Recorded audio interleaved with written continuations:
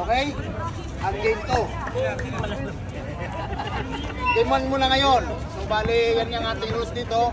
So, okay? So, game 1 muna tayo ngayon. So, isa lang sabihin ko sa inyo.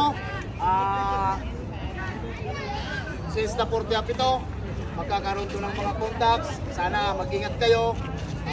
Lagi nyo lang isipin yung co-players nyo.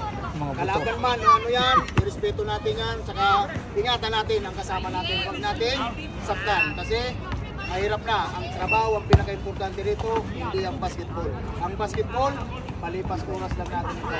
At tatandaan nyo dito sa EBL, yung walang disiplina rito, talagang matindi ko rito. Alisin kayo rito. Wala ako sa inyo pakialam. Bakit? Ang tinayo natin to para magsaya. Mag-basketball lang tayo, magpapawis. Pero kung magkakaroon tayo dito ng sakitan, mamimiss lang tayo rin. So, pangit yun. Huwag ka na dito. Sa iba ka na lang na liga. Kasi ang liga natin, more on makikisama sa mga kasama natin. So, Panay, may sabi ka ba? Okay, stick na lang tayo sa rules. Kung ano ang vision ng bawat official.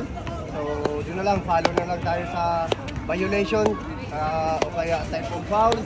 Tapos, may the best team win. Okay, good luck. Okay, guys. First ball. Ingatan ng mga buto.